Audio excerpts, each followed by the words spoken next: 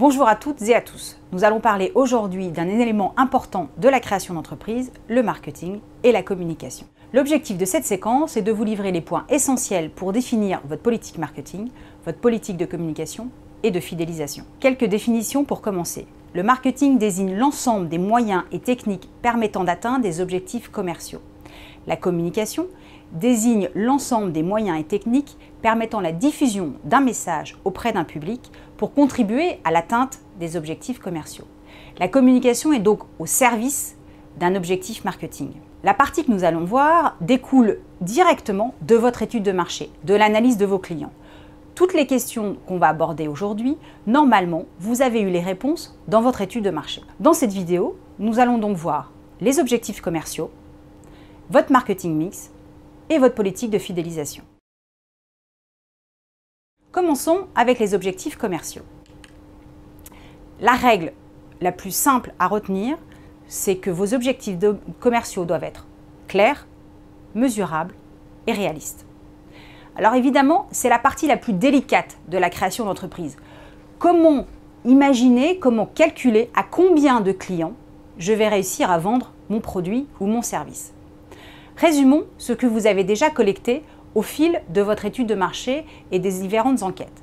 Vous avez déjà le potentiel global du marché. Si par exemple, votre cible sont les étudiantes de 16 à 20 ans à Paris, vous avez par exemple 100 000, un marché potentiel de 100 000 personnes, par exemple. Ce potentiel, vous l'avez déjà ajusté suite aux enquêtes auprès de votre cible, avec ceux qui disent qu'ils achèteraient votre produit et votre service. Par exemple, quand vous avez fait l'enquête, 50% de l'échantillon que vous avez interrogé se disaient intéressés. Du coup, vous passez de 100 000 à 50 000. Et puis ensuite, vous avez fait vous pouvez ajuster une troisième fois avec la concurrence. Vous avez enquêté lors de votre étude de marché et votre cible vous a dit qu'ils avaient déjà, par exemple, une solution à peu près similaire chez un concurrent. Et soit ils vont rester chez ce concurrent, soit venir chez vous, ce qui vous permet d'ajuster encore ce potentiel. Désormais, la quatrième étape à faire, c'est d'ajuster ce potentiel à la réalité. C'est-à-dire combien de clients vous pouvez servir, à combien de clients vous pouvez vendre en assurant une parfaite qualité de service. Et donc, c'est à partir de ça que vous allez fixer vos objectifs commerciaux clairs, mesurables et donc réalistes. Des objectifs clairs, ce sont des objectifs adaptés à votre activité. Par exemple, votre nombre de clients, votre nombre de couverts, votre part de marché, le nombre de produits vendus, le chiffre d'affaires, bref, c'est un indicateur qui est cohérent avec votre activité et bien évidemment, quelqu'un qui fera du conseil ne prendra pas le même indicateur qu'un magasin ou un restaurant. Retenez bien cet indicateur parce qu'il vous servira plus tard pour suivre l'évolution de votre activité. Vos objectifs doivent être mesurables. Quel que soit l'objectif que vous choisissez, vous devrez pouvoir le mesurer. Ça vous servira donc dans vos tableaux de bord. Vous devez donc pouvoir le suivre. Donc à vous de voir, est-ce que, par exemple, si vous prenez le nombre de couverts, vous pouvez mesurer le nombre de couverts que vous êtes en capacité de servir et que vous servez au quotidien. Troisième élément, des objectifs réalistes. Ce réalisme a plusieurs aspects. D'abord, vous ne pouvez pas vendre à tout le monde. On l'a dit tout à l'heure, il y a forcément des gens qui proposent la même chose ou des choses qui répondent aux mêmes besoins, donc des concurrents directs ou indirects. Vous y avez travaillé pendant votre étude de marché, vous devez donc ajuster votre potentiel à cette concurrence. Deuxième chose, vous ne pourrez pas travailler 24 heures sur 24. Sur une semaine d'activité, vous devez penser à garder du temps pour l'administratif, compter à peu près une demi-journée par semaine, pour prospecter, pour faire vos devis, et évidemment pour produire. Donc il n'y a que ce temps de production qui sera complètement dédié à vos clients. Donc évidemment, vous ne pourrez pas produire 24 heures sur 24. À vous donc de faire vos petits calculs. Le troisième aspect, c'est penser à mettre des objectifs progressifs sur 3 ans. En général, quand vous allez présenter votre projet de création d'entreprise à un banquier ou un partenaire, vous allez lui proposer votre partie financière sur 3 ans. Pourquoi? Parce que la première année, vous allez surtout vérifier vos process, adapter votre process, optimiser tout ce que vous avez mis en place. Et donc, c'est surtout en deuxième et troisième année que vous pourrez atteindre votre plein potentiel d'objectif commercial. Donc, pensez bien à lisser ça sur 3 ans. Parlons maintenant du marketing mix. Alors, le marketing mix a 4 composantes initialement. Aujourd'hui, on en rajoute une 5e. Première composante, votre produit. On en a déjà parlé, c'est donc votre proposition de valeur. Votre prix, le prix de vente, nous en reparlerons ultérieurement. Les canaux de distribution, la communication et la passion ou l'expérience client. On appelle ça les 4P ou les 5P. Commençons par votre produit. Nous ne rentrerons pas dans les détails puisqu'on l'a déjà vu dans une autre vidéo. Mais donc, vous avez travaillé sur votre business model, vous avez travaillé sur votre proposition de valeur. C'est donc cela qui constitue votre produit. Vous avez dû imaginer comment le co-créer, comment innover, quel partenariat vous avez pu mettre en œuvre. Bref, vous avez normalement un produit qui répond à l'ensemble des besoins de votre segment de clientèle. Le prix. Nous n'allons pas étudier dans cette vidéo comment calculer un prix de vente, nous le ferons dans une prochaine vidéo. Retenez simplement que le bon prix est un prix acceptable par votre cible. Vous avez dû dans l'enquête travailler sur le prix psychologique, donc le prix acceptable par votre marché. Cohérent avec la concurrence, vous situez donc dans l'échelle de vos concurrents.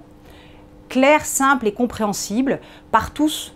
Est-ce que c'est une unité de vente, un forfait, le menu à 5 €, le menu à 10 €, une heure de travail à 60 €, une journée à 1000 €, bref, quelque chose de simple de façon à ce que votre client sache d'avance combien va vous coûter son produit, votre produit ou votre service. Et puis évidemment, le 4e point, c'est qu'il vous permet de gagner de l'argent, de dégager des bénéfices. C'est cette partie-là que nous étudierons ultérieurement. Si vous vendez à des particuliers, faites attention à cette notion de prix qui devient compliquée à évaluer. Effectivement, tout au long de l'année, les particuliers ont l'occasion de bénéficier de soldes, de ventes privées, de réductions, bref, tout un tas de situations qui permettent de ne pas payer le prix initial. Aujourd'hui, sachez donc que les particuliers se fixent eux-mêmes leur prix psychologique par rapport à l'usage qu'ils vont faire du produit ou du service que vous proposez. Et donc, il est très très important pendant l'étude de marché que vous compreniez l'usage qu'ils pourraient en faire et la valeur tarifaire qu'ils y mettent. Donc, le prix psychologique est une notion encore plus importante aujourd'hui que ce n'était alors. Deuxième aspect du marketing mix, la distribution. Est-ce que vous allez vendre directement à votre cible? Est-ce que vous allez vendre par un distributeur? Est-ce que vous allez vendre ce qu'on appelle en multicanal, par plusieurs canaux? Est-ce que vous allez vendre avec la méthode du cross-canal, plusieurs canaux qui se parlent l'un l'autre? Votre méthode de distribution, normalement, est issue de votre étude de marché. Vous avez dû poser la question à vos futurs clients et ils ont probablement dit ce qu'ils préféraient comme canal pour acheter votre proposition de valeur. Si vous optez pour la distribution multicanal, sachez que cela demande de la rigueur. 1. Il va falloir une cohérence sur les messages qui vont être distribués, diffusés par chacun des canaux. 2. Il faudra centraliser les contacts qui sont générés par chacun des canaux. 3. Il faudra coordonner, gérer et coordonner les différents canaux. 4. Il faudra choisir rigoureusement ces canaux pour qu'ils soient en cohérence avec les habitudes d'achat de vos clients. Et 5. Éventuellement, il faudra former les acteurs de ces différents canaux à la vente de vos produits ou de vos services. Faisons un zoom rapide sur le cross-canal. Le cross-canal consiste à croiser tous les avantages que peuvent présenter les différents canaux. Le client n'aura donc plus à choisir entre tel et tel canal. Par exemple, il peut s'informer sur sa tablette à la maison, acheter son produit sur le site internet à partir de son ordinateur, réaliser des économies en utilisant un code promotion qu'il a reçu par SMS, choisir de se faire directement livrer en boutique ou chez lui. Bref, il va optimiser son achat, son parcours client avec les différents canaux qui sont à sa disposition. Voyons désormais l'expérience client. L'expérience client désigne l'ensemble des perceptions, des émotions et des sentiments ressentis par un client avant, pendant et après l'achat d'un produit et d'un service. Aujourd'hui, c'est le moyen le plus important pour se différencier de vos concurrents. C'est donc une somme complexe d'éléments hétérogènes qui vous permettent de vous distinguer et qui permet au client de vivre ce qu'on appelle une expérience. C'est évidemment l'expérience client est le meilleur moyen de fidéliser vos clients puisqu'ils auront envie de revenir s'ils ont vécu une très belle expérience. Une vidéo sera consacrée à ce sujet. Voyons maintenant le dernier point du marketing mixte, la communication. Commençons par un petit peu de théorie pour définir une politique de communication. Tout d'abord, il n'y a pas de bonne ou de mauvaise politique de communication. Il y a une politique de communication adaptée à votre projet. Pour cela, vous devez 1. Déterminer les cibles auxquelles va s'adresser la communication. 2. Définir l'objectif majeur de la communication d'entreprise. 3. Définir le message qui va être transmis à la cible. 4. Choisir une marque, une enseigne, un nom. 5. Choisir les supports et les canaux de communication adaptés à votre objectif et à votre cible. 6. Organiser votre plan d'action de communication. Et 7. Établir un budget de communication. Pour faire cette politique de communication, sachez une chose. Quand on communique, il y a un émetteur, vous, et un récepteur, votre client. Vous allez lui délivrer un message via un canal. Et il va vous faire un retour. Le retour peut être d'acheter ou de ne pas acheter, par exemple. Sauf que, autour de ce message, dans cet environnement, il peut y avoir des parasites, des signaux positifs ou négatifs, sur lesquels vous avez assez peu la main. Ce qu'il faut savoir, c'est qu'aujourd'hui, un adulte est confronté à peu près 1 millier de messages par jour. Donc, comment faire pour que votre message soit entendu au milieu de tous les autres? 1. Définir votre cible, ça c'est fait, on n'y revient pas. 2. Définir les objectifs de communication. En général, il y a 3 objectifs majeurs dans la communication. 1. La notoriété, c'est-à-dire se faire connaître. 2. L'image, faire aimer notre produit. 3. Faire agir le consommateur. Le faire demander une documentation, le faire aller dans un point de vente, le faire acheter et acheter de nouveau. 3. Le message. Pour que votre cible, votre futur client soit réceptif à votre message, quelques petites règles. 1. Il doit pouvoir identifier qui émet ce message. Vous devez donc vous faire connaître dans un premier temps. 2. Vous devez respecter ce principe, un message par cible. 3. Pour que le message soit entendu, la cible doit le voir. Vous devez donc le diffuser sur le bon canal. 4. Vous savez, grâce aux enquêtes, quels sont les arguments dans ce message qui vont convaincre votre cible. Il faut donc les utiliser. Et 5. Le message doit être mis en scène. Il doit être pas seul, il doit être avec des visuels, des vidéos, bref, vous devez mettre en scène votre message. 4. Vous allez choisir les noms, les marques de votre produit, de votre entreprise. Vous pouvez distinguer le nom juridique de l'entreprise, par exemple SARL Dupont, du nom de l'offre de service que vous faites, du nom commercial de votre entreprise. Vous pouvez donc avoir un nom juridique qui soit SARL Dupont, c'est ce qu'on appelle la dénomination sociale ou la raison sociale. Avoir une offre qui s'appelle Au petit bonheur du Cantal, par exemple.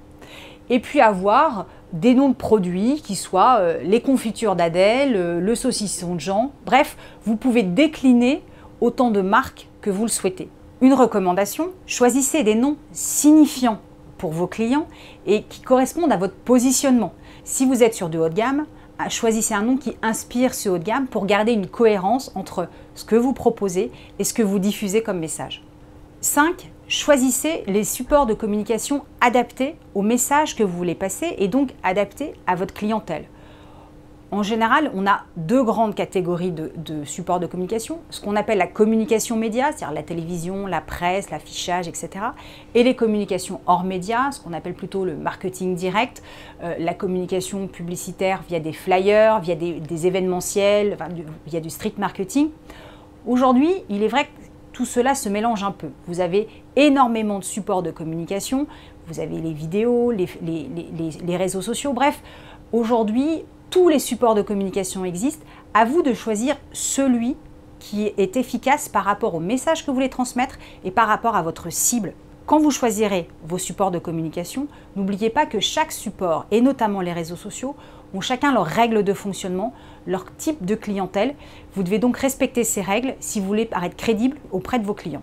6e, planifiez vos actions de communication. Essayez de voir dans le temps. Alors idéalement, il faudrait pouvoir le faire sur 3 ans, puisque évidemment, chaque dépense, chaque action de communication implique une dépense qui vont donc impliquer votre budget et votre prévisionnel financier. Essayez donc de planifier vos actions de communication, d'abord pour ne louper aucun moment et pour vous redonner un repère. Ne loupez aucun moment. Si par exemple vous êtes dans la bijouterie, il ne faut évidemment pas louper la fête des mères, la Saint-Valentin, Noël, etc. tous ces moments propices à la vente. Dernier point, le budget. Je viens de le dire, toutes vos actions de communication sont une charge, sont une dépense. Il faut donc définir votre budget. En création d'entreprise, les créateurs ont souvent l'habitude de minimiser leur budget de communication pour faire des économies au début. Le problème, c'est que communiquer ramène du client. Donc, plus vous communiquez, plus vous mettez une intensité dans votre communication, plus vous avez de chances d'acquérir des clients et donc d'avoir le chiffre d'affaires qui vous convient et dont vous avez besoin pour passer les premières années d'existence de votre entreprise. Ne négligez donc pas les actions de communication. En revanche, aujourd'hui, il est possible d'avoir des budgets de communication extrêmement réduits. Tous les outils existent pour faire de belles choses avec de petits moyens. Je vous propose maintenant de parler de votre politique de fidélisation. Pourquoi est-ce important de fidéliser vos clients? Tout simplement parce que garder un client revient 5 à 10 fois moins cher que d'en conquérir un nouveau. Alors évidemment, toutes les activités ne nécessitent pas une fidélisation de sa clientèle. Le meilleur moyen de fidéliser vos clients est de travailler sur l'expérience client. Je vous l'ai dit, une vidéo sera consacrée à ce sujet. Les autres actions que vous pouvez mener pour fidéliser votre clientèle, c'est de vérifier qu'ils soient satisfaits de ce que vous avez pu leur servir, donc d'évaluer leur satisfaction, mais surtout de prendre en considération les retours qu'ils vous ont faits. De proposer éventuellement qu'ils deviennent ambassadeurs, des prescripteurs auprès d'autres. À partir du moment où vous leur donnez un rôle actif dans votre entreprise, ils seront plus fidèles à votre entreprise et à ses produits. N'hésitez pas évidemment à tenir un fichier client pour pouvoir les relancer, les appeler, bref, leur proposer des promotions. En tout cas, vous devez savoir qui sont vos clients et tenir ça dans un fichier. Inutile en création d'entreprise d'acheter des solutions trop chères. Bien souvent, un bon fichier Excel peut suffire. Autre solution pour garder et fidéliser vos clients, c'est de garder un lien avec eux. Tenez un blog, envoyez-leur des newsletters, tenez-les informés des nouveautés que vous pouvez proposer. Bref, proposez-leur de participer à la vie de votre entreprise. Vous l'aurez compris, le marketing et la communication sont fondamentaux pour réussir votre création d'entreprise et développer votre entreprise. Vous comprenez donc également l'importance de l'étude de marché puisque c'est pendant votre étude de marché et les enquêtes que vous allez administrer auprès de vos clients que vous aurez l'ensemble des réponses qui se posent pour construire votre politique marketing et de communication. Bien évidemment, les conseillers création des chambres de commerce et d'industrie sont à votre disposition pour vous accompagner sur cette étape fondamentale.